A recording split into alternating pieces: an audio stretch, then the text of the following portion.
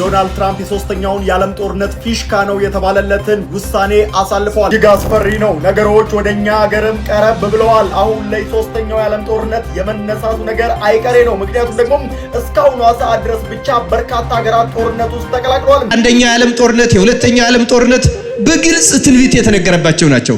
ሶስተኛውም ደጃችን ላይ እንደሆነ ብዙ ይናገራሉ ብዙ ሊቃውንት። ዓለም ትልልቅ የጥፋት ድግሶች አፍንጫ ላይ እንደሆነች ብዙ አባቶች ቀድመው ተናግረዋል። አሁን ያለንበት ዘመን ትልልቅ ጥፋቶች ጫፍ ላይ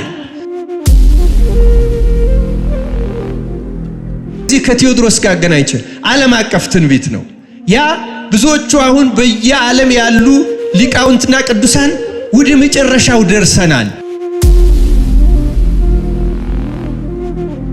እውነትን ስንይዝ ከእውነት ጋር ስንጓዝ ነው መጪውን ጊዜ የምንተርፈው። ገና ብዙ ነገር ይጠብቀናል ክርስቲያኖች። እና ሊቃነ ጳጳሳቱ የተማሩ ስለሆነ በፖለቲከኞችን ደግፈን አንገነጠልም። ሃይማኖት ፖለቲካ አይደለም። እውነት ተሰደደች፣ ተጠላች፣ ክርስቶስ ተጠላ። ወንበር፣ ጥቅም፣ ስልጣን፣ ገንዘብ ዓለምን አጠፋው። የኛ ዘመን እንደዛ ነው። አስተውሉ። እውነት በጣም የምትገፋበት ዘመን፣ ማደሪያ ያጣችበት ዘመን፣ አሳማጭ አስተባባሪ ያለባት፣ ሚዲያው ፕሮፓጋንዳው በጣም ከባድ ዘመን። ገባራነ ታምር በዚህ ዘመን የሌሉ ሆነው አሉ ሞልተዋል፣ ግን ስውራን ናቸው፣ አይታዩም እነሱ። ምክንያቱም ዘመኑ የውሸት ዘመን ነው። ዘመኑ የቀጣፊ ዘመን ነው። ዘመኑ የጮሌ ዘመን ነው። ዘመኑ የአስመሳዮች ዘመን ነው። ታምራት ቢያደርጉ ሐሰተኛ ታምራት አድራጊዎች እንደነሱ ነን እያሉ የበለጠ ይነግዱበት። ስለዚህ ይደብቃሉ፣ አያደርጉም፣ ይሰወራሉ። እና ሊቃነ ጳጳሳቱ የተማሩ ስለሆነ በፖለቲከኞችን ደግፈን አንገነጠልም። ሃይማኖት ፖለቲካ አይደለም።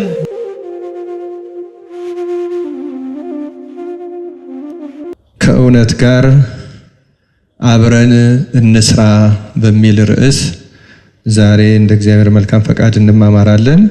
መነሻ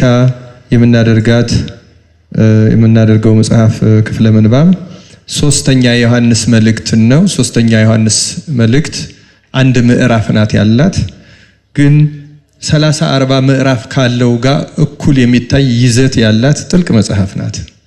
እግዚአብሔር ምስጢሩን ለሁላችን ይግለጥልን። ርዕሳችን ምንድነው የሚለው? ከእውነት ጋር አብረን እንስራ። የኛ ዘመን እውነት በጣም የተሳደደችበት ዘመን ነው። ምናልባትም እግዚአብሔር ለኤልያስ አንተ የማታውቃቸው ሰዎች አሉኝ እንዳለው እርሱ በሚያውቃቸው እኛ በማናውቃቸው ከጥቂት ሰዎች ሕሊና በቀር ከፍጥረቱ ተሰዳ ያለችበት ዘመን ይሄ ዘመን ነው። እንዲያውም ደግሞ በንጽጽር ነው እንጂ ሰውን ውሸታም የምንለው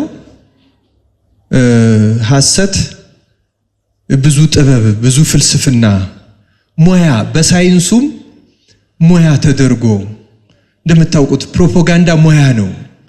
ፕሮፓጋንዳ ማለት ሐሰትን እውነት አስመስሎ የማቅረብ ጭምር ጥበብ ነው የሚባለው። እንደው ምን እንበለው እንግዲህ እነሱ አሉት እንጂ ያን የመሰለ ጥበብ ሰመዳህኒ ነው እያለች በምትናገር ቤተክርስቲያን ውስጥ ይህን ጥበብ ብሎ መናገር ርኩሰት ነው። ራሱ በእውነቱ ርኩሰት ነው። እና አሁን ደግሞ እንደው ነብዩ እንዳለው ሁሉም ተካክለው በደሉ እንደተባለው ሊቃውንቱም እንደው በምሳሌ እንደ ጦር ጉሮሮ እንደሚሉት ተስተካክለን የበደልንበት ዘመን ነው።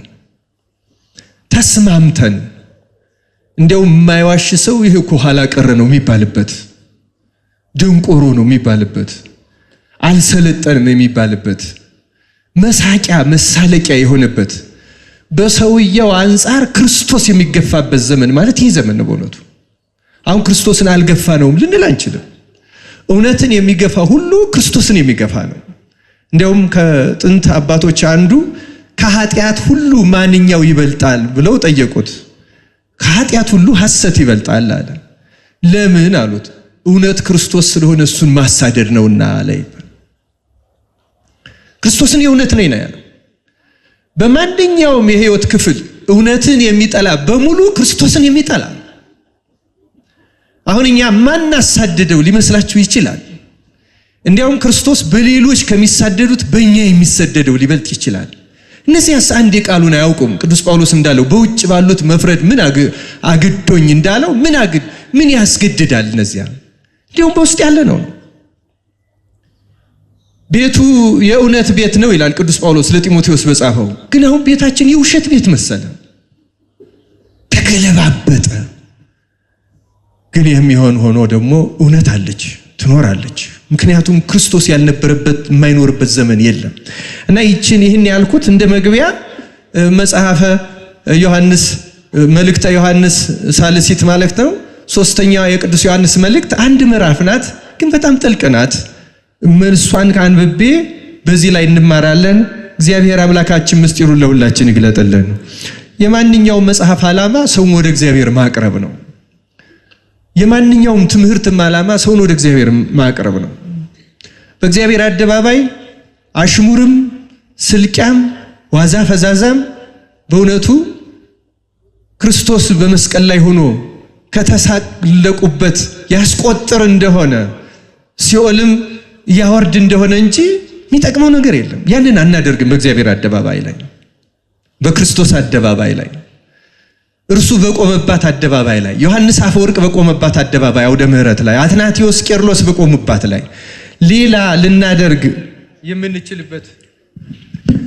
ሌላ ልናደርግ የምንችልበት ምክንያት የለንም። ግን እውነትን የተመለከተ አለመማር ደግሞ ሁሉንም ማጣት ነው። ዛሬ በዚህ ምክንያት በዚህ ርዕስ የምንማርበት በዚህች መልእክት የምንማርበት ብዙ ምክንያት አለ። ትምህርት ውስጥ ስንገባ እናየዋለን። በዚህ ዘመን ክርስቲያኖች እኛ ራሳችን ክርስቶስን እንወቅሰዋለን ወይም እግዚአብሔርን እንወቅሰዋለን፣ ተጠያቂም ለማድረግ እንሞክራለን። እግዚአብሔር የት ያለ ይሄ ሁሉ ሲደረግ እንላለን አንልም? ቢኖርማ በብዙ መንገድ። ይሄ ደግሞ በኃጢአት ላይ ኃጢአት መጨመር ነው። ክርስቲያኖች እግዚአብሔርማ አለ፣ ስላለ ነው የሚፈርደው፣ ስላለ ነው የሚሰራው። ይሄ ሁሉ የሚደረገው እግዚአብሔር ስላለ ነው። ክርስቲያኖች ይሄን እመኑ፣ ይሄን እንመን። እንደውም እንደ ኃጢአታችንማ ቢከፍል እንዲህም አልነበረም። በእውነቱ እንደ በደላችንማ ቢሆን እንደ ስልቂያችን ቢሆን ዓለም እንዳለችበት ቢሆን እንደዚህም መሰብሰብ ባልቻልን ነበር። በእውነቱ እግዚአብሔር በቸርነቱ ሁላችን ይቅር ይበለን። ላስፈራራም አይደለም። ዓለም ትልልቅ የጥፋት ድግሶች አፍንጫ ላይ እንደሆነች ብዙ አባቶች ቀድመው ተናግረዋል። አሁን ያለንበት ዘመን ትልልቅ ጥፋቶች ጫፍ ላይ፣ ለምሳሌ ከ100 ዓመት በፊት እኛ ይሄ አሁን ቴዎድሮስ ይመጣል የሚለውን ትንቢት አንዳንድ ጮሌዎች ሌላ ድርጅት አቋቁመው ይነግዱበታል እንጂ ትንቢቱ ስለ ኢትዮጵያ የተነገረ ትንቢት አይደለም። ዓለም አቀፍ ነው። ሲጀምር ትንቢቱ ኢትዮጵያ ውስጥም አልጀመረም። በመጽሐፍ ተርጉመን አመጣ ነው እንጂ መነሻው ሮም ነው። እንደውም የመጀመሪያው ሳቤላ መጽሐፈ ሳቤላ እሷ ሮም ናት። እንዲያውም እሷ እንደነ በላም ቁጥሯ እንደነ ዘረደሸት ናት እንጂ አማኝም አልነበረችም። በእውነቱ ክርስቲያንም አይደለችም። ግን እግዚአብሔር ገልጾላታል። እንደ ሰባ ሰገልን እንደገለጸ እሱ ለምን ለገሌ ታሳያለህ አይባልም። ለናቡከደነጾር ከሰለስቱ ደቂቅ ጋር አራተኛ አርገህ ወልደ እግዚአብሔርን እንደ አብርሃም ለምን አሳየው ብሎ የሚጠይቀው የለም። እግዚአብሔር ፈቃዱ ነው። ለፈርዖንም ህልም ያሳያል፣ ለናቡከደነጾርም ይገልጻል፣ ነነዌንም ይሰብካል። ኢየሩሳሌም ብቻ አይደለም፣ ፈቃዱ የሱ ነው። ፍጥረት ሁሉ ገንዘቡ ነውና ክርስቲያኖች ማያሳየው ያልገለጸለት የለም። በእውነቱ የሚያመካኝበትም እንዲያጣም ጭምር ነው። አንተ ለእስራኤል ብቻ እንጂ ለኛ ለምን መች ገለጥክ? መች እኛን ትንቢት አናገርክ? መች ምስጋዌህን ገለጽክልን እንዳይሉት ይሄው ናቡከደነጾርንም እንዲያውም ናቡከደነጾር የተናገረው አንዱ ትልቁ መዝሙራችን እኮ በሱ አፍ ያናገረው መንግስቱ ዘላለም ወሙኩናኒ ለትውልድ ትውልድ እኮ ናቡከደነጾር የተናገረው ዋና ቀለማችን መዝሙራችን። አያደላ ፈጣሪ አላደላም ክርስቲያኖች እና ገልጾታል። ይሄን እንዲው ከዚህ ከቴዎድሮስ ጋር አገናኝቼ ዓለም አቀፍ ትንቢት ነው ያ። ብዙዎቹ አሁን በየዓለም ያሉ ሊቃውንትና ቅዱሳን ወደ መጨረሻው ደርሰናል። ለምሳሌ የአንደኛው የዓለም ጦርነት፣ የሁለተኛው የዓለም ጦርነት በግልጽ ትንቢት የተነገረባቸው ናቸው። ሶስተኛውም ደጃችን ላይ እንደሆነ ብዙ ይናገራሉ ብዙ ሊቃውንት። እና በዚህ ጊዜ ስለ እውነት መነጋገር አለብን። እውነትን ስንይዝ ከእውነት ጋር ስንጓዝ ነው መጪውን ጊዜ የምንተርፈው። ገና ብዙ ነገር ይጠብቀናል ክርስቲያኖች። እግዚአብሔር ትንቢትም የሚያናገረው ንስሐ እንድንገባ ነው፣ ለሌላ ዓላማ አይደለም። ትንቢት የሚናገሩ ሰዎች እንዲደነቁ አይደለም። በዚያም አሁን እንደሚደረገው አፈቀላጤዎች እንዲነግዱበትም አይደለም፣ እንዲያጭበረብሩበትም አይደለም። ሰው ንስሐ እንዲገባ ብቻ ነው የትንቢት ዓላማ። ከዚያ ስለ ደግም ምጽአቱ ከዚህ ውጪ ያለው ለንስሐ ብቻ ነው ትንቢት። ስለ ክርስቶስ ከማስተዋወቅና ስለ ንስሐ ያልሆነ ትንቢት አይደለም። ዓላማው ሰውን ወደ እግዚአብሔር መመለስ ብቻ ነው። እግዚአብሔር ማስደነቅ ዓላማው አይደለም። እሱ እንዴት ያስደንቃል? እሱ ራሱ ድንቅ ነው በእውነቱ ክርስቲያኖች። እና ቅዱስ ዮሐንስ ወንጌላዊ ስለ እውነት ብዙም የተናገረ የጻፈም እሱ ነው። አሁንም በዚህች መልእክቱ እንዲህ ይላል። ይህች መልእክት ለምን ዓላማ እንደተጻፈች ባጭሩ አስቀድሜ ልግለጽ። ይህች መልእክት የተጻፈችው ዲዮጥራጢስ የሚባል በቅዱስ ዮሐንስ ወንጌላዊ ዘመን የነበረ አንድ የቤተ ክርስቲያን መሪ ቤተ ክርስቲያኒቱን እሱ የሚመራትን ቤተ ክርስቲያን በስሩ ያለችውን ቤተ ክርስቲያን ከቅዱሱ ከወንጌላዊው ከቅዱስ ዮሐንስ መሪነት ገንጥሏት። ልክ አሁን በዚህ በእኛ ዘመን እንዳለው ታውቃላችሁ። የኛ ዘመን ቤተ ክርስቲያን የምትከፋፈልበት ዘመን ነው። ይህን የምንማርበት መሰረታዊ ምክንያት ነው። አንዳንዱ ሰው በዚህ ዘመን ብቻ የተጀመረም ስለሚመስለው የሚደነግጥ አለ። ብዙ ሐሳቦች አሉ። መሰረታዊ አንዱ ምክንያት ነው። እና ዲዮጥራጢስ ከቅዱስ ዮሐንስ ከ12 ሐዋርያት በእድሜ ረጅም የኖረው በምድር ላይ ቅዱስ ዮሐንስ ነው። ከሱ ነው የገነጠላት። ቅዱስ ዮሐንስ እንግዲህ ምክንያት የምናገኝለት አባት አይደለም። በአባትነቱ በቤተ ክርስቲያን መሪነቱ ክርስቶስ የሚወደው የተባለለት ነው። ፍቁረ እግዚእ ጌታ የሚወደው። ጥያቄ ልጠይቃችሁ፣ ጌታ የማይወደው ሐዋርያ አለ እንዴ? እንኳን የማይወደው ሐዋርያ የማይወደው ሰው አለ? እንኳን ሰው የማይወደው ፍጥረት አለ? ፍጥሩ የማይወደው የለም። በእውነቱ ፍጥሩ የማይወደው መርጦ ሹሞ የማይወደው የለም። ግን ደግሞ ስለ ዮሐንስ ፍቅር ሲባል ነው እንደዚያ የተባለ። ዮሐንስ ፍጹም ጌታን ስለሚወደው በአጸፋው በወደደበት። እርግጥ እግዚአብሔር ሰውን የወደደበትን መጠን ማወቅ አይቻልም። በምድር ላይ ያሉ የፍቅር አይነቶች 3 ናቸው።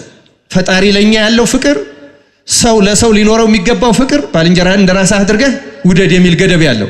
ሰው ለእግዚአብሔር ያለው ደግሞ በፍጹም ነፍስ፣ በፍጹም ኃይል፣ በፍጹም ሰውነት፣ በፍጹም ሁለንተና እግዚአብሔርን ውደድ፣ እርሱን ብቻ አምልክ። እነዚህ የፍቅር መጠኖች ናቸው።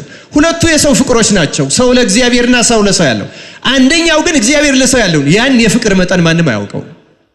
ግን በአንጻሩ ደግሞ ታዘናል። ምክንያቱም ባልን ሚስትህን ክርስቶስ ቤተክርስቲያን እንደወደዳት አድርገህ አንተ ሚስትህን ውደድ ሲል ፍጹም እንደዚህ አድርገው ውደድ። እንደዚህ አድርጎ ሊወዳት የሚችል ሆኖ አይደለም ይሄን የተባለው። በአንጻሩን ምሳሌውን ተከተል። ለምን ክርስቶስ የወደደበት መውደድ እኛን የወደደበት የመውደድ አይነት ሊናገሩት አይቻልም። ለምሳሌ እየሰቀሉት መውደድ፣ እየገደሉት መውደድ፣ እየተሳለቁበት፣ እየተፉበት እስኪ እግዚአብሔር ልጅ ውረድ እንህ እየተባሉ የ4 ቀን ሬሳ ሲያነሳ አይተው ያላመኑ ግን መሳለቂያ እስኪ እንዲህ ያሉ ግን የክርስቶስ ፍቅር በምንም መንገድ እነርሱን ከመውደድ ያ አሁን ሰው እንዲህ ያለ ስቃይ እየደረሰበት የሚወድ ማን አለ?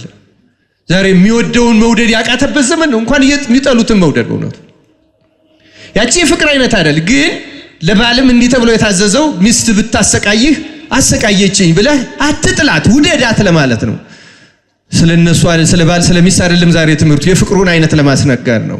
ከተነሳ ይቀንግር ባል ሚስትህን እንዲህ አድርገህ ለመውደድ፣ ሚስትም አንቺም እንደ ቤተ ክርስቲያን ክርስቶስን ለመገዛት ለመታዘዝ ያብቃን። በእውነቱ ያብቃችሁ ክርስቲያኖች። በነገራችን ላይ ይሄ መቅሰፍት ዘመን ነው አንዱ የሚባለው። እግዚአብሔር መቅሰፍት ከሚያነሳባቸው ጉዳዮች አንዱ ትዳርን ማቅለል ነው። ክርስቲያኖች ቀላል እንዳይመስላችሁ። እውነትን መግፋት፣ ክህነትን ማቅለል፣ ለምእመናን ትዳርን ማቅለል። ትዳር ማቅለል ክህነትን እንደማውረድ ያለ ነው በእውነቱ።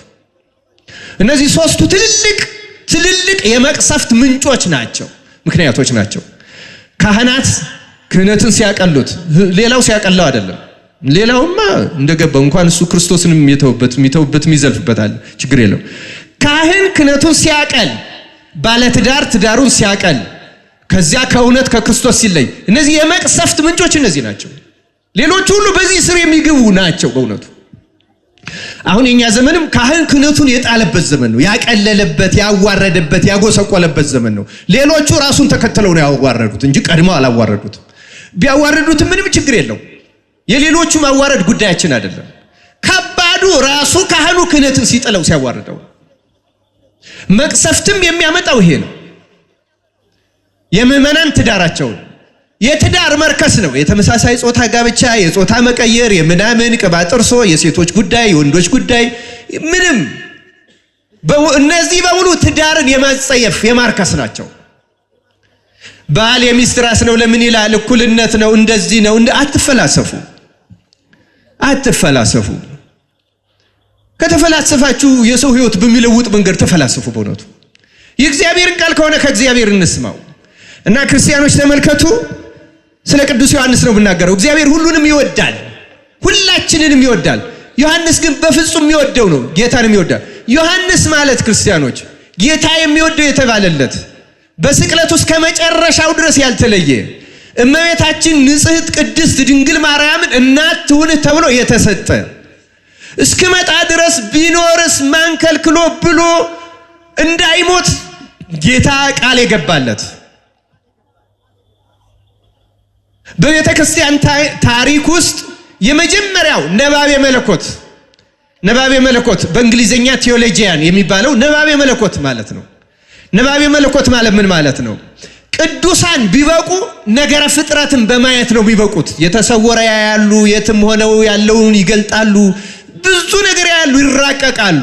የመለኮትን ነገር የሚናገሩ ግን እስካሁን በእኛ ቤተክርስቲያን ሁለት ናቸው ቅጽል ያላቸው፣ ዮሐንስ ወንጌላዊና ጎርጎርዮስ ነባቤ መለኮት ናቸው።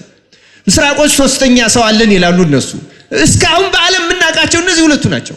ሌሎቹ ቢገለጽላቸው በጣም እነዚህ መጀመሪያው ደግሞ ዮሐንስ ወንጌላዊ ነው። መጀመሪያ ቃል ነበረ ብሎ የጀመረ እና ከሐዋርያት ጌታ እንደሱ ያከበረው የለም። በእውነቱ ፍቁረ እግዚእተ አብልጦ የወደደ በዚያው ልክ የተወደደ፣ በዚያው ልክ ቃል ኪዳን የተሰጠው፣ በዚያው ልክ በፍጹም ድንግልና እንከን በሌለው ድንግልና ተገኝቶ ምንም እንከን የሌላትን ድንግል ለመቀበል ይበቃ። እመቤታችን ለመቀበል መብቃት ቀላል ነገር አይደለም። የሚገባንም ንጽህና ሲኖር ነው። ያለ ንጽህና የእመቤታችን ነገር መረዳት አይቻልም ጨርሶ። ለዚያ ነው ዓለም በርኩሰት ውስጥ ስላለ ነገር ማርያም አይገባው ሊገለጽለት አይችልም። እና ዮሐንስ የተለየ ነው። እንዲህ ያለውን የተለየ ሐዋርያ ነው አልቀበልም ያለው ዲዮጥራጢስ ቤተክርስቲያንን ለማዳን አይደለም የፈለጋት ማለት ለጥቅም ነው የፈለጋት ማለት ነው። ለዚያ ነው ይሄን ዛሬ ጉዳይ አድርገን የምንናገረው። ቤተክርስቲያንን ይዞ የቤተክርስቲያን መሪ ሆኖ የቤተክርስቲያን ዓላማ ተቃዋሚ የነበረ ዮሐንስ ወንጌላዊን የማይቀበል እንደውም እኔ ቅዱስ ዮሐንስ ከጻፈው በጣም የሚገርመኝ እንግዲህ አሁን ለጋይዮስ ነው የጻፈለት። ጋይዮስን ለምንድን ነው የጻፈለት?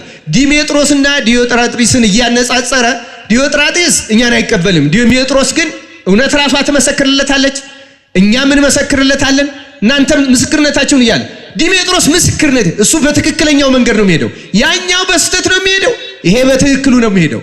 የትኛውን ነው መከተል ያለብህ የሚለው ጋይዮስ ዲሜጥሮስን ተከተለው። የሱም መንገድ ያፈንጋጩን አትያዝ፣ የአጥፊውን አትያዝ ነው የሚለው። እና ደግሞ ልንነግረው ብንል አይሰማም። እንዲያውም እኛ የምንልካቸውን ያሳድዳል፣ ያባረራል ይልና ወደ ቤተ ክርስቲያን ጻፉ ይላል ቁጥር 9 ላይ። ነገር ዳሩ ግን ዋናቸው ሊሆን የሚወድ ይላል። ዋናቸው ማለት ራሱን የበላይ በፍቅረ ሲመት የተቃጠለ ራሱን እንደ ሐዋርያት እኩል ያደረገ፣ በአሁኑ አነጋገር ራሱን ፓትርያርክ ያደረገ፣ ራሱን ፓትርያርክ አድርጎ ቤተ ክርስቲያንን የገለጠለ ለስልጣን ጥም ሲል ጌታ እመቤታችን ከሰጠው ነባቤ መለኮት ከሆነው ከመስቀል ሞቱ ካልተለየው አንድ ወንጌል አንድ ራእይ 3 መልእክት ከጻፈው ከቅዱስ ዮሐንስ የተለየ ምን አይነት ሰው ነው በዚያ ዘመን ከዮሐንስ የሚለይ? ምን አይነት ፈተና ነው የገጠመው? አሁን እንድንፈርድበት አይደለም ክርስቲያኖች። ቦታ ቢገጥመን እኛን ብስ ይሆናል። በእውነቱ አይታወቅም። ቦታ ቢገጥመን በፍጹም በእውነቱ በዚህ ዘመን በተለይ እንደዚህ ብሎ መናገር አስቸጋሪ ነው።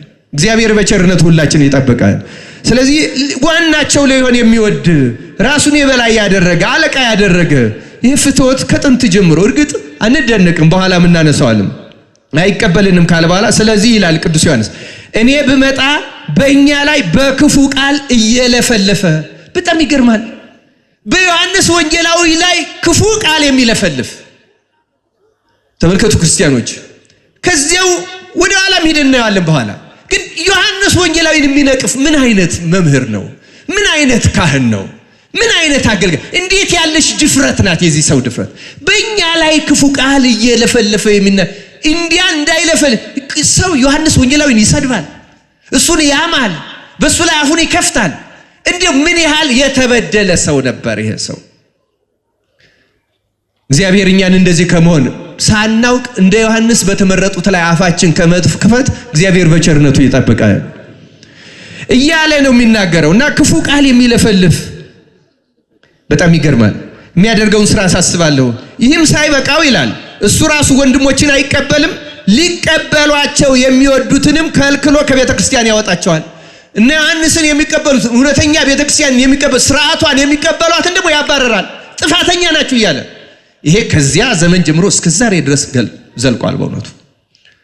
እና ይሄ የኛ ዘመንም በዓለም ላይ በእኛ ቤተ ክርስቲያንም አለ በዓለም ላይ ለምንድን ነው አሁን እኛ እንግዲህ 6 ዓመት ሆነን ለ20 ምናምን ዓመት በሁለት ሲኖዶስ ተከፍለን ኖረን ነበረ። አሁን ደግሞ አዲስ እንዲሁ ተከፍሎ እየጀማመረን ነው። ሁኔታዎች ቢያመቹ ወደ ብዙ ሁሉ ልንከፋፈል እንችላለን። ምክንያቱም ስልጣን የማይሻ ለራሱ ስልጣን ሲል ምዕመናንን አንዱ በፖለቲካ አሳቦ፣ አንዱ በተበድያለሁ፣ አንዱ በቋንቋ፣ አንዱ በተለያየ ምክንያት ክርስቲያኖች ማንንም የመንቀፍ የማነወር ፍላጎት የለኝም። ሕያው እግዚአብሔር ምስክሬ ነው። ግን ጾራችንን መንቀስ አለብን በእውነቱ። ይህ ችግር እኛ ብቻም አይደለም ያለው። አሁን ዩክሬን ጦርነት ውስጥ ያለችው ሀገር እንዲሁ ከሁለት ተከፍላለች። ፖለቲካው ሚከፍላት አዲስ ሲኖዶስ አቋቁሞላታል እና በዓለም ያሉ አብያተ ክርስቲያናት ጮኸዋል። እውነተኛውን ሊቀ ጳጳስ የሀገሪቱን ርዕሰ ሊቀ ጳጳስ አስሮ አይናቸው እስኪጠፋ ድረስ ደብድቧቸው ነበር። አሁን ቅርብ ጊዜ ገዳማቸውን በከተማው ጥንት ልክ እንደኛ እንደ አክሱም ያለ መነሻ የነበረውን ገዳማቸውን ቀማ፣ መነኮሳቱን አሳደደ፣ ብዙ ነገር አደረገ እና ሊቀ ጳጳሱን ግዞት 5 ዓመት ፍርድ ቤት ፈረደባቸውና ከዚያ በኋላ ለምንድን ነው የመሰላችሁ ይሄ ሁሉ የሆነው?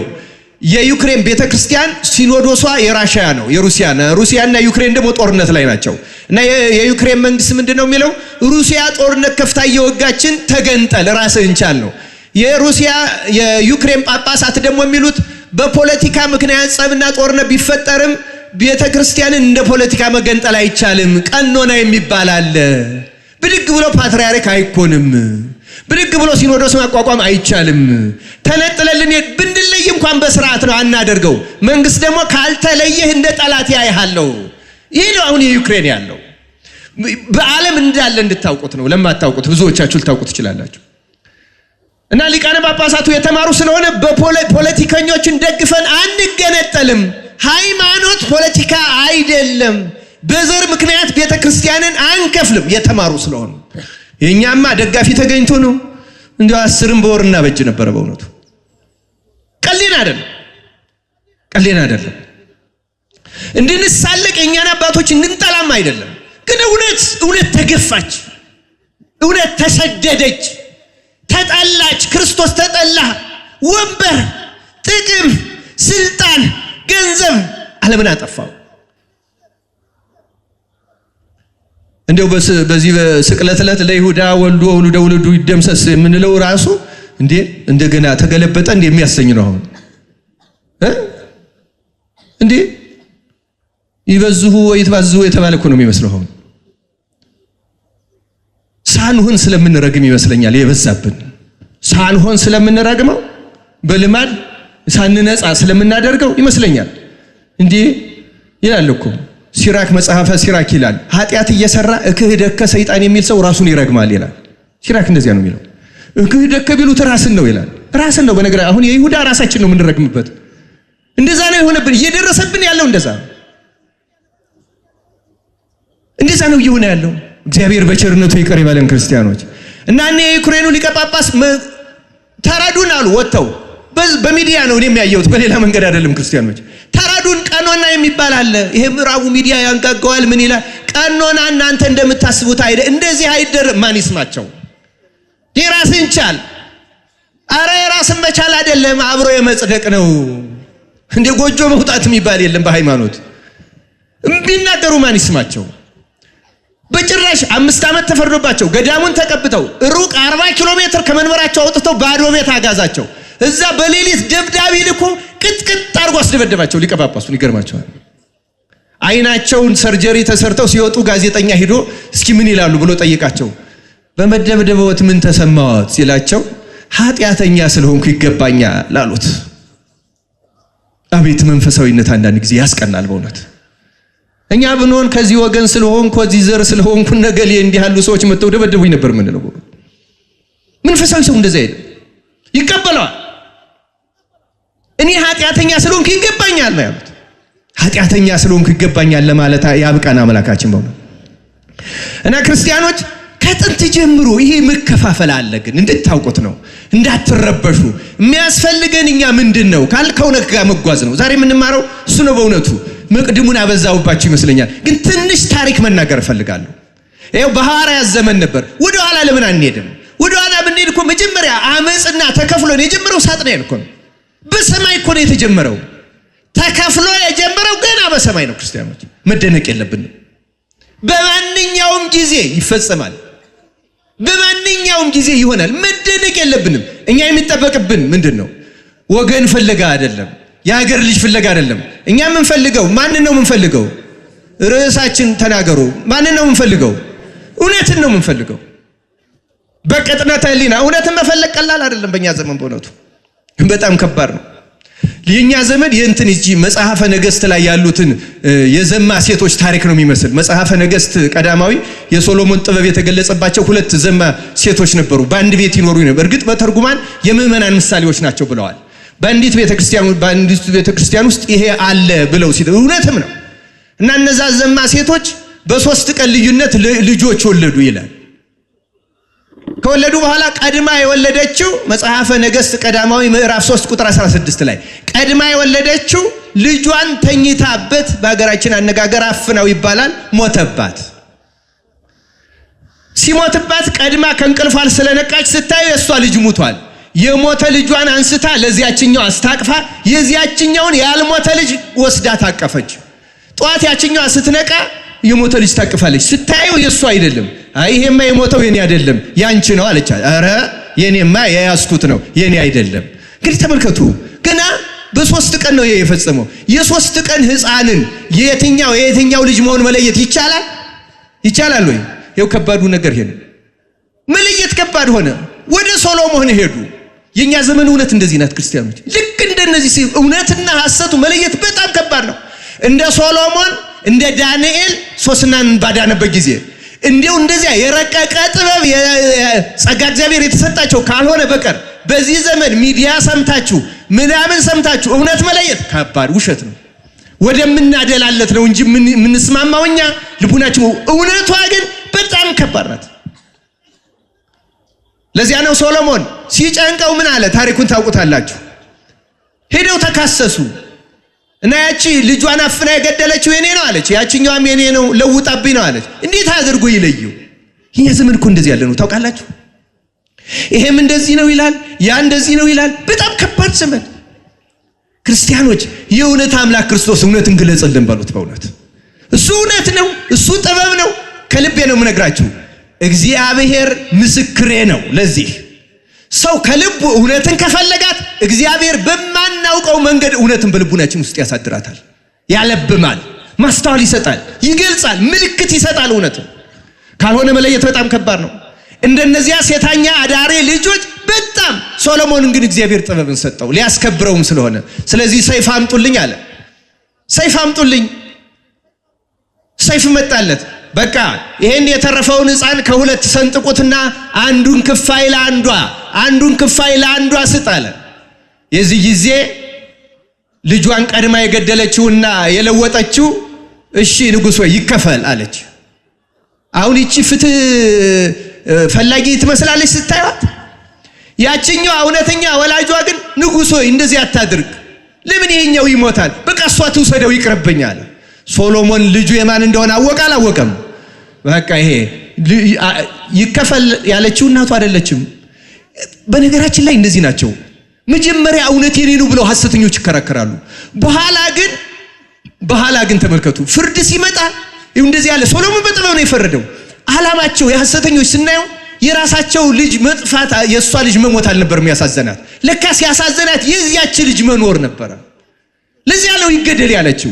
ከእንዲህ አይነት የቅናትና የመቀኝነት በሽታ እግዚአብሔር ይፈውሰን። እና እውነትን ማወቅ ከባድ ነው ክርስቲያኖች፣ ቀላል አይደለም። እውነት ክርስቶስ ስለሆነ ግን ልቡናችን እውነትን የምትፈልጋት ከሆነ እውነት ራሱ የሆነው ክርስቶስ ይገልጻል። ክርስቲያኖች እና ልቡናችሁን አታናውጹት፣ ለቋንቋችሁ አታዳሉ፣ ለወገኖቻችሁ አታዳሉ። ክርስቶስ ይፈርዳል። ክርስቲያኖች ያው ሰሎሞን እንኳን እውነት ፈርዷል። እንኳን ክርስቶስ እንገራችሁ ይመረምራል። አሁንም አሉ እንደ ዳንኤል የለውበትም የሚሉ እንደነዚህ አረበናት እኮ ህዝብ ማሰለፍ ይቻላል። በዚህ ዘመን ማሳመን በሐሰት መንዳት ይቻላል። እየሆነም ያለው እንደዛ ነው። ይቻላል። አንዳንድ ሰው ግን አያጠፋም እግዚአብሔር። እኛ እውነትን ነው መፈለግ ያለብን። እውነትን ህሊናችንን እንድትፈልግ እግዚአብሔር በቸርነቱ ይርዳን። ክርስቲያኖች ተመልከቱ፣ በሳጥናኤል ተጀመረ። ከዚያ በኋላስ ሙሴ የህግ መምህር ሆኖ ከመጣ በኋላ የሆነውን ነው። በሙሴና በአሮን ላይ የተነሱትን አስታውሱ። በነቢያት ዘመን እነ ኤርምያስ እነ ኢሳይያስ የገጠማቸውን አስታውሱ። እነ ሌሎቹም የገጠማቸውን። ኤርምያስ እኮ ከሐሰተኞች ነቢያት ብዛት የተነሳ ሐሰተኛው እሱ ነው ተብሎ በድንጋይ ተወግሮ ነበር። እግዚአብሔር በቸርነቱ አዳነው። አዘቅት ውስጥ የዚያ ዘመን የመጸዳጃ ጉድጓድ ውስጥ ወስደው ጥለውታል። ኢትዮጵያዊ በመልክ ነው ያደነው ያጎትቶ ያወጣው። ሐሰተኞች ሲበዙ እውነት ትገፋለች። ክርስቲያኖች የኛ ዘመን እንደዛ ነው። አስተውሉ። እውነት በጣም የምትገፋበት ዘመን፣ ማደሪያ ያጣችበት ዘመን፣ አሳማጭ አስተባባሪ ያለባት፣ ሚዲያው ፕሮፓጋንዳው በጣም ከባድ ዘመን ነው እና እንዳንቸኩል ክርስቲያኖች ለመዳን እግዚአብሔር ሁላችንንም ይርዳን።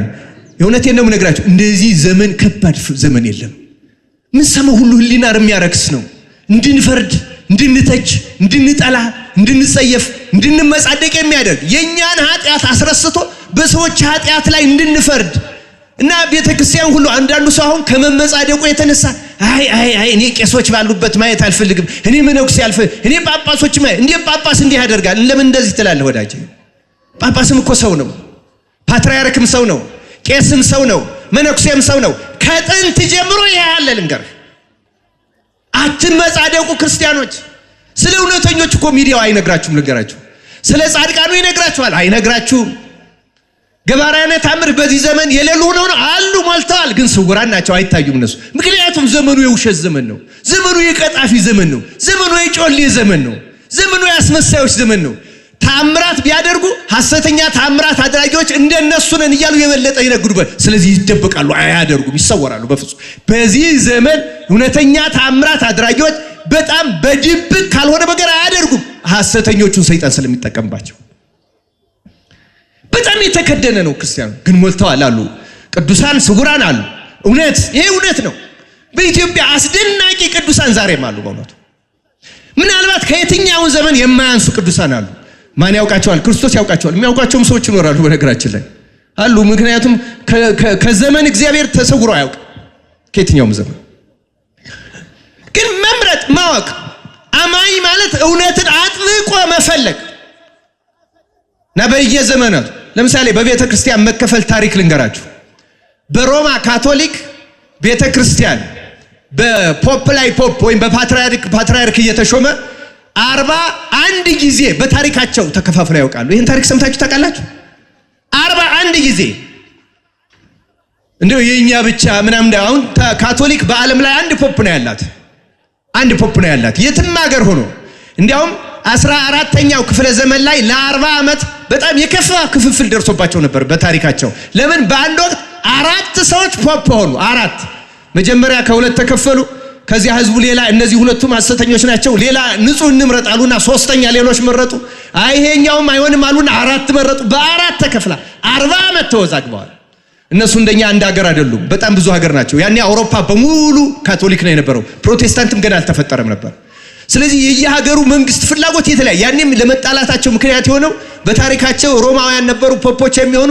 ለመጀመሪያ ጊዜ የፈረንሳይ ዜጋ ፖፕ ሲሆን የሀገሩ ልጆች 138 ካርዲናል ሾመ፣ ሌሎቹን አግልሎ። መቼም ዘረኝነት የማያመጣው በሽታ።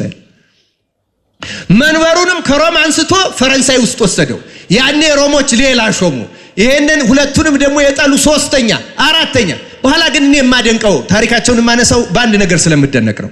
የፈረንሳይ፣ የጣሊያን፣ የጀርመን፣ የእንግሊዝ፣ የቤልጂየም፣ የስዊድን የጠቅላላ የዚህ ሀገሮቹ የተለያዩ ሀገሮች ሆነው መንበራቸው ፓፓቸው አንድ ስለነበረ 4ቱንም አስረው ይዘው በቀኖናው መሰረት የሚሄድለትን አንዱን 3ቱን አሰሩና አንዱን ለቀው በአንድነት አጸኗት። ግን ይሄ ውዝግብ 40 ዓመት ፈጅቶባቸዋል። የመጀመሪያው በፖፕ ላይ ፖፕ የተሾመ የሚባለው ግን የኛ ሊቃውንት ሊያስደንቅ ይችላል።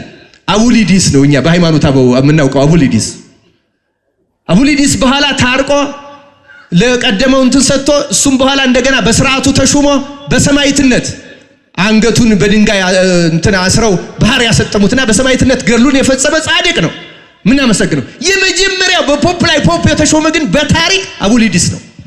ወጣቱ ጉግል አድርጋችሁ ማየት ትችላላችሁ። ሂፖሊተስ ብለ በእንግሊዘኛ the first anti pope ነው የሚለው የመጀመሪያው በታሪክ ከጥንት ዘመን ጀምሮ ነበር። ክርስቲያኖች በእኛ በእስክንድርያ መንበር ይሄ ማዕት ጊዜ ሆኗል። በአንጾኪያ መንበር በተለይ ታሪክን ብታጠኑት ደነገ። ስለዚህ ክርስቲያኖች በኢትዮጵያ ብቻ የሆነ አድርጋችሁ አትወሰዱ። የመጀመሪያ የዛሬው ትምህርት ዓላማ ይሄን ማስረዳ ነው። እግዚአብሔር እውነቱን እንድንረዳ በቸርነቱ ያግዘን።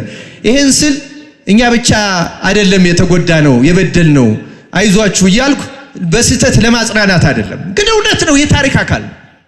ይሄን እውነት ማወቅ አስፈላጊ ነው። የእስክንድርያን ብቻ ብናነሳ ይሄ ማዕት ጊዜ ነው የተከሰተው። ከመጀመሪያው በአትናቴዎስ ላይ ከተሾመው ከጊዮርጊስ ጀምሮ በተደጋጋሚ ይሄ ተከስቷል። በዮሐንስ አፈወርቅ ላይ ሌላ ተሾሟል። በተደጋጋሚ ዮሐንስ አፈወርቅ ተሰዶ በዚያው ነው የሞተው። የቤተ ክርስቲያን ታሪክ ብናየው እንዲህ ያለ ታሪክ ያስተምረናል። ታዲያ ከመጽሐፍት ታሪክ እንደዚህ ከሆነ ክርስቲያኖች ታሪክ እንደዚህ ከሆነ ክርስቶስ ቤተ ክርስቲያን ሲመሰርታት ይሄ መሆኑን ወደፊት ይሄ እንዲህ ያለ ችግር እንደሚነሳ አስቀድሞ ክርስቶስ ያውቃል አያውቅም? ሲጠይቃችሁ ያውቃል አያውቅም? ካወቀ ምን አስተማረን? አሁን የኛ ጥያቄ ይሄ ነው። እውነቱን ከእውነት ጋር እንስራ ነው አይደለም? ክርስቶስ ስለ ቤተ ክርስቲያን ምን አስተማረን? እስኪ ክርስቶስ አሁን እስከ ዕለተ ምጽአት ስላለችው ስለ ቤተ ክርስቲያን እንዲህ ያለ የስልጣን ግብግብ እንደሚገጥም፣ በተለያየ ምክንያት የሚከፋፈሉ ሰዎች እንደሚነሱ፣ በመሪዎች ምክንያት ጥፋት እንደሚደርስ፣ አመፃ እንደሚፈጽም፣ እንዲህ ያለ ነገር እንዴት ይሄን አውቆ እንዴት ሳይነግረን ሊሄድ ይችላል? ነግሮናል። ወንጌሉን ቀስ ብሎ ማየት ነው። የማቴዎስ ወንጌል ምዕራፍ 13 ጀምሮ የዘሪው ምሳሌ ስናየው ምንድነው የሚነግረን?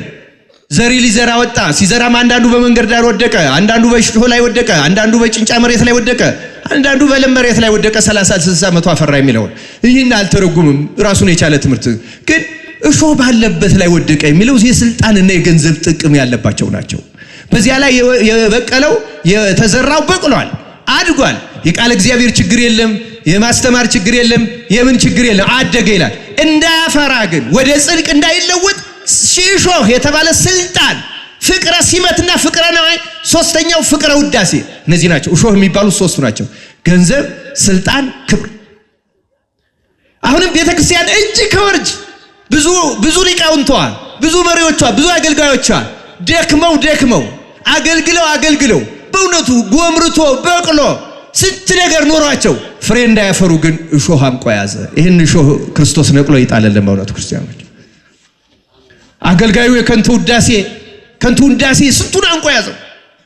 ክብር፣ ገንዘብ፣ ጥቅም፣ ስልጣን፣ እነዚህ ናቸው እሾሆቻችን፣ እነዚህ ናቸው። ክርስቶስ እኮ ይነግሯል አለ ቤተ ክርስቲያን ውስጥ እሾህ አለ።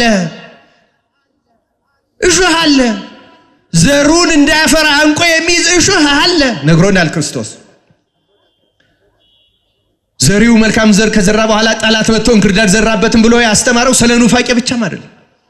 እንክርዳድ ኑፋቄ ብቻ አይደለም። እንክርዳድ ሐሰት በሙሉ ይሄ ፍቅረ ሲመቱ በሙሉ እሱ እንክርዳድ ነው። ማን ዘራው? ይሄ ጠላት ዲያብሎስ ዘራው አለ። እንንቀለው ወይ አሉት። ምንድነው ያለው ክርስቶስ? ክርዳዱን እንነቅላለን ስትሉ ስንዴው እንዳትነቅሉ ተውት አይደለም ያለው? ምን ማለቱ ነው? እስከ መጨረሻው እኮ ቤተ ክርስቲያን ውስጥ እንክርዳድ እንደሚኖር ነው የነገረን ክርስቶስ። ታውቃላችሁ? እስከ ዕለተ ምጽአት ድረስ ክርዳድ ቤተ ክርስቲያን ውስጥ አይጠፋም። ግን ስለ ክርዳዱ ለምን ብዙ እናወራለን? ስንዴው እኮ አለ ክርስቲያኖች። ለምን ስንዴውን እንረሳዋለን? ባለ 30 እኮ አለ ክርስቲያኖች፣ ባለ 60 እኮ አለ፣ ባለ 100 አለ። የሌለ ይመስላችኋል? አለ። ክርስቶስ አስተምሯል። እኔ አሁን ትምህርቴን ለማጠናቀቅ ይሄ በምሳሌ የተነገረባቸው ሁለት የብሉይ ኪዳን ታሪኮች ባጭሩ ላስታውስና ከመጽሐፈ ስንክሳር ደግሞ ይሄን የሚያጠናክሩልኝ አንድ ሁለት ታሪኮች ባጭሩ ተናግሬ ትምህርቴን አጠቃልላለሁ። መጽሐፈ ኢያሱ ወልደ ነዌ ምዕራፍ 15 ላይ ቁጥር 61 እስከ 62 ያለውን እና ምዕራፍ 16ን ስታነቡ ሁለት ታሪኮች ታገኛላችሁ። መጽሐፈ ኢያሱ ወልደ ነዌ ምዕራፍ 15 ቁጥር 61 እስከ 62 ያለው መጽሐፈ ኢያሱ እንደምታውቁት የሚያስረዳው እስራኤልን እንዴት ምን አይነት ርስት እንደወረሱ ነው የሚያስረዳው። ሙሴ እየመራ መጣቸው። ዚያናባው አሁን ጆርዳን የሚባለው ሀገር ተራራ ላይ ቀረ። ባህር ዮርዳኖስን ከፍሎ ያሻገራቸው ርስት ያወረሳቸው ኢያሱ ነው። እና ኢያሱ ርስት ሲያወርሳቸው 11 ነገድ እንዴት አይነት ምን አይነት እንደወረሱ ነው የሚያስረዳው። እና ይሄ ምዕራፍ 15 ላይ ያለው ነገደ ይሁዳ የወረሰው ነው። ነገደ ይሁዳ የወረሰው አሁን ኢየሩሳሌም ከተማዋ ያለችበት በኋላ ቤተ መቅደሱ ያና ነገደ ይሁዳ የነበረበት አካባቢ ደግሞ ኢያቡስ የሚባል የአህዛብ ቤት ነበረበት። እና እስራኤል ምንድነው ያደረጉት? አህዛብን እያጠፉ ነው የወረሱ። ከአህዛብ ወገን ከነዓን ሲወርሱ ያልጠፉት ባጭሩ በአራት ሊከፈሉ ይችላሉ። የመጀመሪያው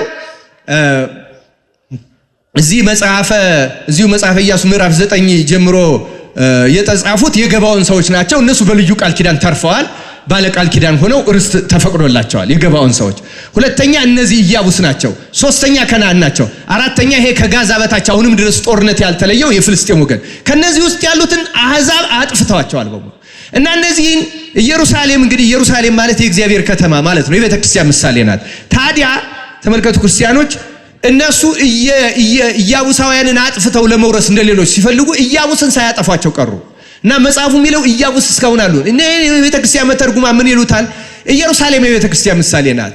ይሁዳ ማለት ታማኒ በአምላኩ የሚታመን እውነተኛ ማለት ነው። ለዚያ ነው ኢየሩሳሌም ለይሁዳ የተሰጠችው። ቤተ ክርስቲያን የአማኞች ናት። ቤተ ክርስቲያን የሚወርሷት አማኞች ካህናት፣ አማኞች ምእመናን ርስታቸው፣ ቤተ ክርስቲያን ርስታቸው ለነሱ ናት። ሆኖም ግን ኢያቡስ ደግሞ አይጠፋባትም ይላል። ኢያቡስ ማለት የተፋውን የሚልስ የረከሰ ማለት ነው ይላሉ። እንዲያውም የእግዚአብሔር ቃል የማይገባውም ይላል። የማን ቃል የማይገባው? ተመልከቱ። ይሁዳ ማለት ታማኒ በአምላኩ ነው። ኢያቡስ ማለት የእግዚአብሔር ቃል የማይገባው ማለት ነው። የተፋውን የሚልስ የረከሰ በጣም ጎስቋላ ማለት ነው። እና ይሄን የቤተ ክርስቲያን ሊቃውንት ሲተረጉሙ ምን ይላሉ? ቤተ ክርስቲያን እንደ ይሁዳ ታማኒዎች ብቻ አይኖሩባትም፣ ጻድቃን ብቻ አይኖሩባትም፣ አማኞች ካህናት፣ አማኞች ጳጳሳት ብቻ አይኖሩባትም። እንደ ኢያቡስ የእግዚአብሔር ቃል እንኳን የማይገባቸው አገልጋዮች ይኖሩባታል ይላሉ። ተመልከቱ ክርስቲያኖች፣ ይሄ በጣም አስተማሪ ነገር ነው። ቤተክርስቲያን የሁሉም ናት። እንደውም የክርስቶስን መጨረሻ የተናገረውን አመጣዋለሁ እዚሁ ማቴዎስ 13 ላይ ያለው። ከዚህ ይልቅ ደግሞ የተሻለው እዚሁ መጽሐፈ ኢያሱ ምዕራፍ 16 ላይ ኤፍሬም የወረሰው የከነዓንን ነው። እና ኤፍሬም ማለት ጻዋሬ ፍሬያማ ባለ ፍሬ ማለት ነው። ከነዓን ማለት ደግሞ ፍሬ ቢስ ማለት ነው። ስለዚህ ቤተክርስቲያን ይላሉ አሁንም ፍሬ ቢስና ፍሬያማ አብሮ የሚኖርባት ማለት ነው ይላል። ይሄ እውነት ነው ክርስቲያኖች። ይሄ በካህናትም እንደዚሁ ነው፣ በምእመናንም እንደዚሁ ነው። ከላይ ከሊቃነ ጳጳሳት ጀምሮ እኔ ማወራው ስለ ኢትዮጵያ ጳጳሳት አይደለም ክርስቲያኖች፣ ከሐዋርያት ዘመን ጀምሮ። ምክንያቱም ከሐዋርያትም ፍሬ ቢስ ይሁዳ በመካከላቸው ነበር። በዮሐንስ ዘመን ይሁዳ ዲዮጥራጢስን አንስተነዋል። በየዘመኑ ፍሬ ቢስ ቤተክርስቲያን ጠፍቶ አያውቅም። ግን ፍሬያማም አለ። ፍሬ ቢስ ብቻ አይደለም ክርስቲያኖች። በዚህ በሚዲያ እያያችሁ አንዳንድ ስማቸው በሚጠፋ የሚሆን ግብሩን አድርገውትም ስማቸው ይነሳ በምንም መንገድ ቤተክርስቲያንን በእነዚያ ሰዎች ብቻ መሳል የድፍረት የኃጢአት ነው ክርስቲያኖች። ልክ ነው ቤተክርስቲያን ውስጥ ፍሬ ቢሶች አሉ። ልክ ነው ቤተክርስቲያን ውስጥ ኃጢአተኞች አሉ። ልክ ነው ቤተክርስቲያን ውስጥ አሳቶች ይኖራሉ። ግን ፍሬያማዎች አሉ። ፍሬያማዎች፣ ታማኒዎች፣ አማኞች፣ ጻድቃን፣ ትሁታን፣ ተጋዳሊዎች ሞልተዋል ቤተክርስቲያን። እነዚህን አታውቅም በምንም። ይሄማ ማለት ቤተክርስቲያን የክርስቶስ አካል መሆኗ ተቋረጠ፣ እንደ ክህደት ነው ይሄ ራሱ ክርስቲያን። ስለዚህ በምንሰማው ክፉ ነገር ይበጠብጣል፣ ይረብሻል። ምን ያህል ጥሩ ነበረ ባንሰማ፣ ምን ያህል ጥሩ ነበረ እንደዚህ ያለ ነገር ባይፈጠር፣ ምን ያህል ጥሩ ነበረ እንዲህ አይነት ነገር ባይከሰት። እውነታውን ግን አንለውጠው። ክርስቶስ ያለው ይሄ ነው። መጽሐፍ የሚነግረን ይሄ ነው። ይሄ ፍሬያማና ፍሬ ቢሱን የሚያስረዳ እንግዲህ የስንክሳር ታሪኮችን ተናግሬ ትምህርቴን አጠቃልላለሁ።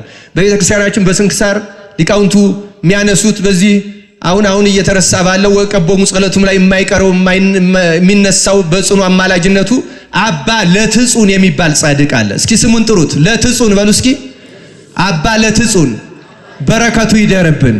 ከብዙ ገርለኞች ቅዱሳን አንዱ ነው እና የአባ ለትጹን ገርሉን ሲናገር አንድ የሌላ ኃጢአተኛ መነኩሴ ታሪክ ይነግረናል። የዚህ ኃጢአተኛ መነኩሴ ታሪክ እንዲህ ይላል። እዚያ አባ ለትጹን ታሪክ ላይ የተነሳው አንድ መነኩሴ ገዳም ገባ። እንግዲህ አባ ለትጹን የነበረበት 4ኛው ክፍለ ዘመን ነው፣ ከዛሬ 1600 ዓመት በፊት። ምንኩስና መላእክት በምድር ላይ ነው በሚባልበት ዘመን፣ በዚያ ዘመን የዚህ ዘመን ብቻ አትበሉ፣ በየትኛውም ዘመን ፍሬ ቢስ አለ በእውነቱ። እና አባ ለትጹን ዘመን ይሄ አንድ መነኩሴ ገዳም ገባ፣ መነኮሰ። ግን ስልጣን የሚወድ ነበረ እና ቅስና ፈለገ።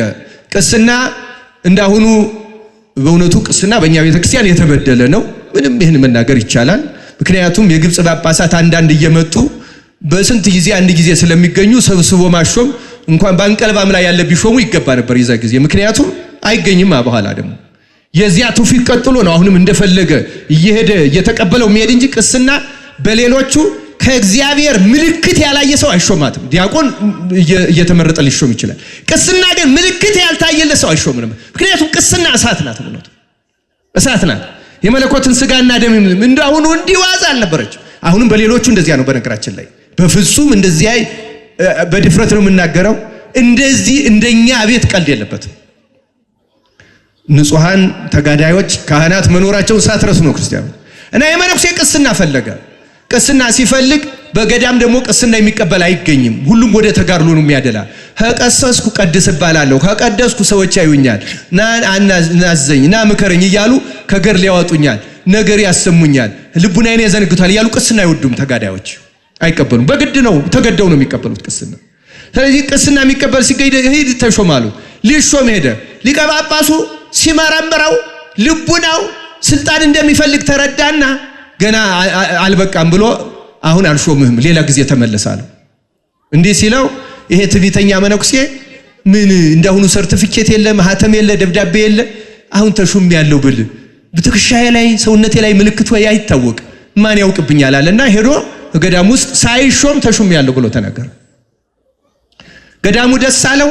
ከዚያ በኋላ ታውቃላችሁ እንደዚህ ያለ የድፍረት ኃጢአት የሚሰራ ሰው ቀስ ብሎ ደግሞ ስህተቱን የሚሸፍን የእውነት ያልሆነ ትህትና ያመጣል እና ያ እየተቅለሰለሰ ሰው እንዲያመሰግነው እንዲያከብረው፣ ኧረ እንደዚህ ያለ እኮ ጻድቅ የለም፣ እንደሱ ያለ ትሁት የለም፣ እንደሱ ያለ ታዛዥ የለም እንዲለው እየተቅለሰለሰ ሰው ሁሉ አስገርመው የውሸት ትህትና ይዞ እንደዚህ ያለ ሰው ሲገኛሉና አበምኔት አድርገው ሾሙት።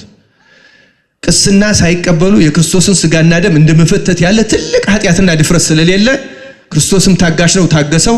ግን ያችን ስልጣኑን አበምኔትነቱን ከያዘ በኋላ በእነዚያ በተጋዳዮች ክርስቶስ ደግሞ ቸር ነው፣ የማንንም ኃጢአት ለማንም አይገልጥም በእውነቱ። ግን ሰውየው አንዴ በሐሰት ይህን ስለጀመረ ትልልቅ ኃጢአት ሰይጣን አሰራው። በጣም ትልልቅ ኃጢአቶች፣ ለምሳሌ አንዱ ዝሙት ነው። ዝሙት አንዷን ልንገራችሁ ብዬ ነው ምን ያህል ድፍረት ሰይጣን። በነገራችን ላይ ኃጢአትን ከለመድናት ንስሐ ካልገባንባት ልክ አሁን መኪናን ሾፌሩ እንደሚያዝበት ሰውነታችን ላይ ማዘዝ እናቆማለን። አስተውሉ ክርስቲያኖቼ። አሁን ብዙ ሰዎች እኮ ንስሐ ገብተው ኃጢአት ማቆም ይፈልጋሉ፣ ግን ያቅታቸዋል። ንስሐ ይገቡና እንደገና ንስሐ እንገባና እንደገና ለምን ይመስላችኋል? በደንብ ከልብናችን ተነቅሎ እስኪወጣ ድረስ የኃጢአት ጣዕም ይባላል። የኃጢአት ጣዕሙ ካልወጣ ኃጢአቱ አይቆምም እና ከዚያ በኋላ ሙሉ በሙሉ ይቆጣጠረዋል። ሰይጣን ተቆጣጠረው እና ይሄ ሰው በዝሙት በዚያ ገዳም በዚያ ዘመን ከብዙ ሴቶች ጋር በዝሙት መውደቁ አይደለም፣ እናቱን ሊጠይቅ ሄዶ እናቱን እስከ መድፈር አደረሰው። ከእንዲህ ያለ ኃጢአት እግዚአብሔር ይጠብቃል። አያችሁ አሁን አደርገዋለሁ ብሎ አይገምትም ይሄ ሰውዬ። በፍጹም ይሄን ሊያደርገው ሊያስበው አይችልም። ይሄ ሰው ግን አንዴ ኃጢአት ከተቆጣጠረው ራሱን መቋቋም አይችልም። ኃጢአት እንደዚህ ያለች ክፉ ናት። ተወቁባት፣ ንስሐ እንግባባ ክርስቲያኖች። ከተቆጣጠረችን በኋላ አዛዡ እሷ ናት። እግዚአብሔር ከእንደዚህ ያለው ኃጢአት ገላግሎ ይጣልልን እና ተመልከቱ ይሄ ሰው ከዚህ በላይ ያለችውን አልናገራትም፣ ሊቃውንቱ ያውቃታል። በጣም ከባድ ኃጢአት ሰርቷል። ግን ተመስግኖ ነው እና አንዳንድ በኋላ አስመሳይነቱን ሰዎች ያውቁበትና ሲመስለው እነዚያን ተከታትሎ እያጠፋ ኖረ። ሰው ነው አይቀርም፣ ሞቱ ደረሰ። ሞቱ ሲደርስ ጻይር ጸናበት። ጻይር ሲጸናበት እግዚአብሔር ገርሉን ሊገልጽ ያባለ ትጹንን ለአባለ ትጹን አንድ ነገር አሳየው። በዚህ መነኩሴ ላይ ስሙ አይታወቅም። በነገራችን ላይ አጋንንቱ ነፍሱን ተቀብለው ወደ ሲኦል ለመውረድ ሲቸኩሉ ልክ በቆሻሻ ላይ ዝምብር እንደሚል አጋንንት ሲሉበት አሳየው። አባ ለትጹን እንደነገጠና ሄዶ አባቴ ወይ ምን አገኘ ምን ገጠመ ሲለው የአባ ለትጹን ገድሉን አውቋልና እነዚህን አርድእቱን አውጣልኝ፣ አርድእቱ ደግሞ ጻድቁ አባታችን ሊያርፍ ነው ብለው ይጨነቃሉ። አስወጣልኝ አለው። አስወጣለት። ኃጢያቱን በሙሉ ተናዘዘለት። ሊሞት ስለነበር ልክ ተናዞለት እንደጨረሰ ይሄ መነኩሴ አረፈ። ሲያርፍ እግዚአብሔር ለአባ ለትጹን ገለጸለት።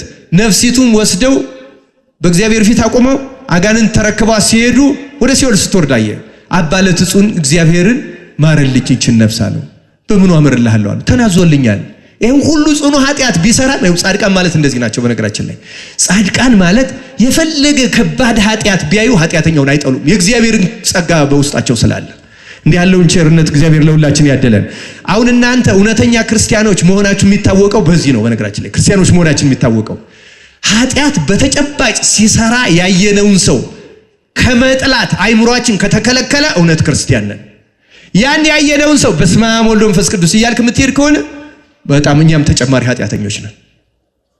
የጽድቅ ምልክቱ ኃጢያተኛን መጸየፍ አይደለም መናቃ። አባ ለትጹን ይሄን ሰው ካልማርክልኝ እንዴ ይሄ እኮ ለምህረት ለንስሐ የሚገባ ኃጢያት አለ፣ ይሄ ለንስሐ የማይገባ ነው። ቅዱስ ጳውሎስም ብሏል በእውነቱ ሚለመልለት ኃጢያት አለ ማይለ ይሄ በመንፈስ ቅዱስን የሰደበም ኃጢያቱ አይሰረይ። በዚያ ላይ በክህነት ላይ እንደዚህ አይነት ድፍረት ጀምሮ እንዲህ ያለውን ስለሰራ ይሄ ምህረት የማይገባ አልምረውም አለው። አባ ለትጹን ካልማርከው ብሎ 30 ዓመት ባህር ላይ ቆሞ ተጋደለ። እዩት፣ በአንድ ገዳም ናቸው እነዚህ። እንግዲህ ከነዓንና ኤፍሬም ማለት ይሄ ነው። ጸዋሬ ፍሬና ከነዓን ፍሬ ቢሱ አንድ ላይ አባ ለትጹንን የመሰለ ገድለኛ እንደዚህ ስሙ የማይታወቅ ደግሞ ጽኑ ኃጢያተኛ በአንድ ገዳም። ይኸው ቤተክርስቲያን የነዚህ የሁለት መኖሪያ ክርስቲያኖች ገዳም ሁሉ እናንተ አሁን በገር በታምራት የገድለኞቹን ነው የምንሰማው። የኃጢያተኞች ለምን ይነገራል? ያስተምራል። እንደ ኃጢያተኞች ኃጢያትን ለማስተማር እኮ አይደል። የዚህም የተጻፈው እኮ የአባ ለትጹንን ገድል ለመግለጽ ተብሎ ነው እንጂ ኃጢያት አይጻፍም በመጽሐፍ። ቤተክርስቲያን ዓላማዋ ኃጢያተኞችን የኃጢያት አይነት ማስተማር አይደለም። ገድለኞችን ቅዱሳንን እያመጣች ድል መንሳትን ነው የምታስተምረው እንጂ መሰነካከልን አታስተምረው ቤተክርስቲያን። እና ክርስቲያኖች አባ ለትጹን መጨረሻ ላይ ጌታ መልአኩን ልኮ ነገረው። ይሄን አልምርልህም አትድከም ሲለው እሱን ካልማርክ እኔ መልአኩ አወጣው ከባህር። እንጋውማ እሱን ካልማርክ እኔ ራሴን አጠፋለሁ ብሎ አባ ለትጹን ራሱን ባህር ውስጥ ከተተ ሊያጠፋ። ጌታ መልአኩን ልኮ አወጣው።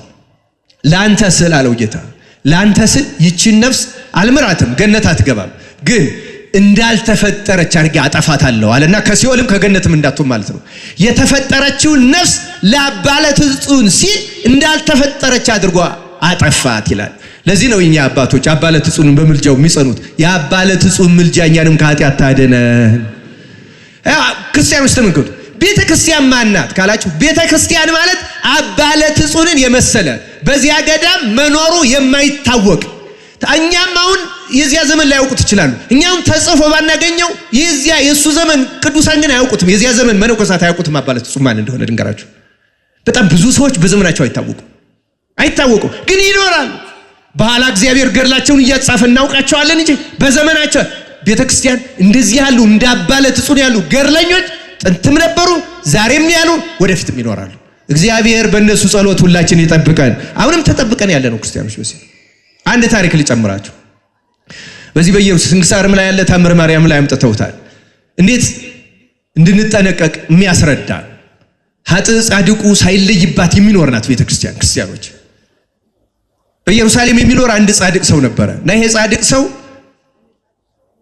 መቼም ጻድቃን ማለት ምን ማለት ናቸው ካልን አንደኛው መልሱ አንደኛ ከልባቸው ኃጢአተኞች መሆናቸውን የሚያምኑ ለራሳቸው። በነገራችን ላይ ጻድቃን በኋላ ክርስቶስ ጻድቃን ናቸው ብሎ ገልጾ እኛ እንዳከብራቸዋለን እንጂ እነሱ ራሳቸውን የሚያውቁት ስለ ራሳቸው የሚያውቁት ከዓለም ሁሉ የባሱ ኃጢአተኞች ነን ብለው ነው እነሱ ራሳቸውን የሚያውቁት። አንድም ቀን የተሻልነን የሚል ከመጣ ትዕቢት ስለሆነ ሚድኑ ከሆነ ተግሳጽ ይልክባቸዋል። ልክ አባ ዳንኤል የዱር ቅጠል እየበላ ሲኖር እንዲሁ የኔን ያህል በሱባኤ በገድል እግዚአብሔርን የሚያስደስተው ይኖር ይሆን ሲል ትዕቢት ስለሆነ ጌታ ተገልጾ እንዴ የሮሙን ንጉስ ያኖረውን ያህል አላስደሰትከኝም አገልግሎት አላስደሰ ያለና ገሰጸው። እሱን አልተርክም ገስጾ አስተካክሎታል። ከጻድቅ እኔ እንደኔ ያለ ሚል ካለ እሱ ኃጢያተኛ ነው፣ ትዕቢት ነው፣ ድርጊቱም ትዕቢት ነው። ስለዚህ ያርማቸዋል፣ ያስተካክላቸዋል። አባ መቃርስና አንድ አባትም እንደዚያ ብለው ነበር። እንደኛ በእውነት በተጋድሎ እግዚአብሔርን የሚያስደስተው ይኖር ይሆን ሲሉ ጌታ ተገለጸና እዚህ መንደር እንዳሉት ሁለት ሴቶች አላስደሰታችሁኝም አላቸው ይላል። ይገርማል። ሲሄዱ የወንድማማች ሚስቶች ሆነ እግዚአብሔር በማን እንደሚደሰት እሱ ብቻ ነው የሚያውቀው ነው በማን እንደሚደሰት። ግን ገርለኞች አሁን እነዚያ ሴቶች ጻድቅ መሆናቸውን አያውቁ። የወንድማማች ሚስቶች ናቸው፣ ግን ከናባ መቃርስ የተሻለ ጽድቅ አግኝቼባቸዋለሁ አለ ጌታ። ማን ይከለክላል? ክርስቲያኖች እንዲሁ ጻድቃንን ዝም ብለው የማይበሉ የማይጠጡ ብቻ አድርገን ማሰብ የለብንም። ብዙ ባለ ትዳር አለ፣ ብዙ ጻድቅ አለ በእውነቱ ማናውቀው እግዚአብሔር የሚያውቀው ብዙ ምናልባትም ለኛ አይናችን ውስጥ የማይገባ ጻድቅ ማለት እንደዚያ ነው። እና ይሄ አንደኛው ጻድቅ ማለት ራሱን ኃጢያተኛ አድርጎ ከልቡ የሚያምን የጻድቅ ምልክቱ ይሄ ነው። የጻድቅ ምልክቱ ራሱን እንዳትያው። ሁለተኛው ምልክቱ ምንድነው ካላችሁ የጻድቅ ሁለተኛው ምልክቱ የሚሰራው መንፈሳዊ ስራ ከማንም ሰው መደበቅ መቻል፣ መሰወር መቻል። ምልክቱ ምንድነው አልኳችሁ? አሁን አንድ ሰው ጾሙን ከገለጠው ተጋድሎውን ስግደቱን ከገለጠው ይሄ ከንቱ ውዳሴ ይፈልጋል ማለት ነው። ጻድቅ አይደለም፣ ኃጢያተኛ ነው። የጻድቅ ምልክቱ ጽድቁን በፍጹም መደበቅ መቻል ነው። ዓለማዊ መስሎ መታየት፣ ተራ ሰው መስሎ። ጻድቃን ምልክታቸው ይሄ ነው። ለዚያ ነው ሰው የማያውቃቸው። እና የኢየሩሳሌም መነኩሴ ምን አደረገ? በቀን አንድ ጊዜ ብቻ ነው የሚቀምሰው።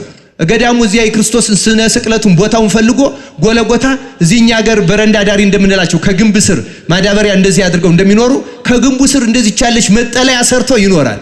እና ግን አመት እስከ አመት በቀን አንድ ሰዓት ትንሽ ነገር ይቀምሳል።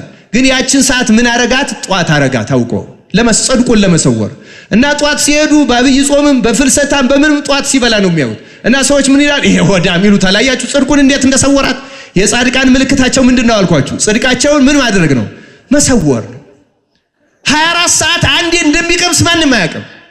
እና አገልጋዮቹ ወደ ቤተክርስቲያን ሲገቡ ሁሌ ይሄ ሆዳም ጧት ነጋለት እንግዲህ ያላምጣል ይሉታል። እሱ እየታያችን እንዲህ አንዳንዴም እንደውም እያላመጠ የሚበላ ይመስላል እንጂ ትንሽ ነገር ነው የሚቀምሰው።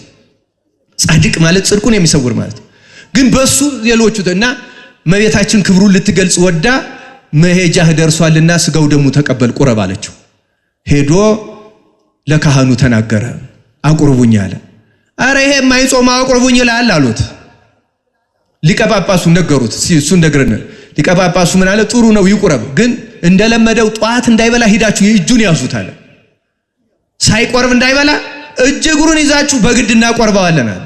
በኋላ ጧት ሄደው እሱ ሰዓቱን አያስታጉልም፣ የበቃ ነው፣ ከህግ በላይ ነው። ልክ እጁን አንስቶ ሊቀምስ ሲል በግድ እናስበላም ብለው ያዙት። አመልጣለ ብሎ እዚያች ከተጠለለባት ግንብ እጁን እንዲህ ሲያረገው አለቱ የተጠለለበት ትርትር አለና ተሰወረ ይላል። እመቤታችን ይህን መግለጽ ነበር የፈለገችው። ይኸው ጻድቅ ማለት እንደዚህ ነው። ክርስቲያኖች ቤተክርስቲያን እብድ መስሎ በሽተኛ መስሎ ዓለማዊ መስሎ እንደዚህ ተሰውሮ የሚኖር ብዙ ጻድቅ ያለባትና ክርስቲያኖች። ለዚህ ነው ቅዱስ ዮሐንስ ሁለቱን አነጻጸረ፣ ዲዮጥራጢስንና ዲሜጥሮስን። ዲሜጥሮስ ጻድቅ ነው፣ እውነተኛ ነው።